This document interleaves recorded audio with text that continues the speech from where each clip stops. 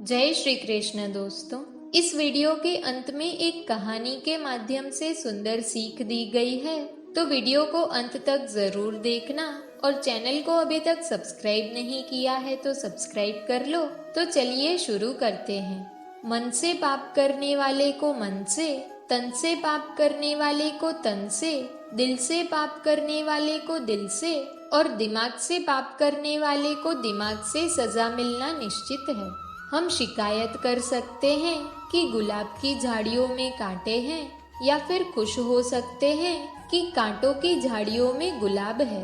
जो मन भगवान में लगा है उसे क्या परवाह कि जीवन में क्या मिला और क्या छिन चुका है। भक्ति प्राप्त नहीं की जा सकती, ये तो एक उपहार है। प्रार्थना ईश्वर को नहीं बदलती, लेकिन ये उसे बदल देती है जो प्रार्थना करता है। मनुष्य अकेला पाप करता है और बहुत से लोग उसका आनंद उठाते हैं। आनंद उठाने वाले तो बच जाते हैं, किंतु पाप करने वाला दोष का भागी होता है। जीवन के दुखद और अपरिवर्तनशील पड़ाव को पार करने का एक ही मार्ग है, अपने धैर्य का अनंत विस्तार कर लो। सत्य हर बार शुभ और मंगलकारी नहीं हो सकता और झूठ भी हर बार अशुभ और अमंगलकारी नहीं होता। भगवान श्री कृष्ण ने अपने जीवन में ये सीख सबको दी कि झूठ और सत्य का निर्धारण कभी इस बात से नहीं होता कि आपने क्या कहा, बल्कि इस बात से होता है कि आपने क्यों कहा। सुख और दुख अपने नसीब से मिलता है, अमीरी और गरीबी से इसका कोई लेना देना नहीं। रोने वाले महलों में भी रोते हैं और किस्मत में खुशी हो तो झोपड़ी में भी हंसी गूंजती है। विश्वास में वो शक्ति है जिससे उजड़ी हुई दुनिया में प्रकाश लाया जा सकता है। विश्वास पत्थर को भगवान बना सकता है और अविश्वास भगवान के बनाए इंसान को पत्थर दिल बना सकता है। किसी की यादों में घुट घुट कर मरने से अच्छा है कि आप अपनी ताकत को अपने लक्ष्य पर लगाओ और इतने सफल बन जाओ कि एक दिन आपको छोड़ने वाला पछताने लगे। कामयाब व्यक्ति की चमक लोगों को दिखाई देती है, लेकिन उसने कितने अंधेरे देखे हैं ये कोई नहीं जानता। यदि सपने सच नहीं हो रहे हैं तो रास्ते बदलो, सिद्धांत नहीं, क्योंकि पेड़ हमेशा पत्ते बदलते हैं, जड़ें नहीं। कोई भी व्यक्ति सर मुंडाने से या फिर उसके परिवार या उसकी जाति में जन्म लेने से संत नहीं बनता। जिस व्यक्ति में सच्चाई और विवेक होता है वही धन्य है, वही संत है। दर्द तो तय है, ये आपके हाथों में नहीं है। हाँ, दुखी होना या ना होना वो आपके हाथ में अवश्य है। स्वास्थ्य सबसे बड़ा उपहार है और संतोष सबसे बड़ी संपत्ति है। हमारा मन ही सब कुछ है, जो हम सोचते हैं वो हम बन जाते हैं। अगर आध्यात्मिक मार्ग पर चलने के लिए आपको कोई साथ नहीं मिलता तो अकेले ही चलिए। आप खुद अपने प्यार और स्नेह के उतने ही हकदार है जितना दुनिया में कोई भी अन्य व्यक्ति है। सभी बुराइयों से दूर रहने के लिए अच्छाई का विकास कीजिए और अपने मन में अच्छे विचार रखिए। एक वफादार, प्रतिष्ठित और धनी व्यक्ति जो भी जगह चुनता है वहाँ उसका सम्मान किया जाता है। बीता हुआ समय बीत चुका है और भविष्य अभी दूर है। वर्तमान ही वो समय है जिसमें आप जी सकते हैं। मौन रहना बहुत अच्छी बात है, लेकिन ऐसा मौन किस काम का जो आपके अस्तित्व को ही खत्म कर दे। मौन आपकी ताकत भी है और कमजोरी भी। बस आपको ये पता होना चाहिए कि कब आपको मौन रहना है और कब नहीं। जहाँ उम्मीद नहीं होती वहाँ तकलीफ की कोई गुंजाइश भी नहीं होती।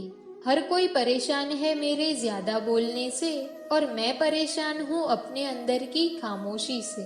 वो जो हमारे चिंतन में रहता है वो करीब है, भले ही वास्तविकता में वो बहुत दूर क्यों न हो। लेकिन जो हमारे हृदय में नहीं वो करीब होते हुए भी बहुत दूर होता है। जिसका ज्ञान बस किताबों तक सीमित है और जिसका धन दूसरों के कब्जे में है, वो जरूरत पर ना अपना ज्ञान प्रयोग कर सकता है और ना ही धन।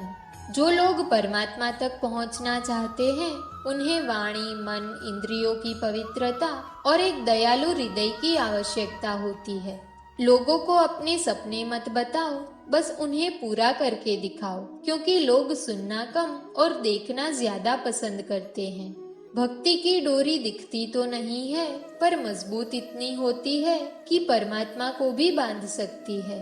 तुम्हारी सबसे बड़ी दौलत तुम्हारा वक्त है। जिसे भी दे रहे हो बहुत सोच समझ कर देना। दीपक का जीवन इसलिए वंदनीय नहीं है कि वो जलता है, बल्कि इसलिए वंदनीय है क्योंकि वो दूसरों के लिए जलता है, दूसरों से नहीं जलता। अपमान प्रेम की गरिमा को भंग करता है। तुमसे प्रेम करने वाला कभी भी तुम्हारा अपमान नहीं कर सकता। जिनके लिए आप महत्वपूर्ण होंगे, उनके पास आपसे जुड़े रहने के लिए कई बहाने होंगे, और जिनके लिए आप महत्वपूर्ण नहीं हैं, वो आपसे दूर जाने की 1000 वजह खोज लेंगे। कोई फायदा नहीं किसी के पीछे जाने का। हंसते हंसते अपना जीवन बिताओ और भूल जाओ उसे जो तुम्हें भूल गया हो। यदि कोई आपको अच्छा लगता है तो अच्छा वो नहीं, अच्छे आप हैं, क्योंकि उसमें अच्छाई देखने वाली नजर आपके पास है। एक बार एक मूर्तिकार अपनी छीनी और हथौड़ी से एक पत्थर को भगवान की मूर्ति का आकार देने का प्रयास कर रहा था। जैसे ही वो छीनी पर अपना हथौड़ा चलाता, वो पत्थर चिल्लाने लगता और कहने लगता, ये क्या कर रहे हो? मुझे इतना क्यों मार रहे हो? मुझे बहुत दुख हो रहा है, तकलीफ हो रही है, पीड़ा हो रही है। मुझे अपने हाल पर छोड़ दो और यहाँ से चले जाओ।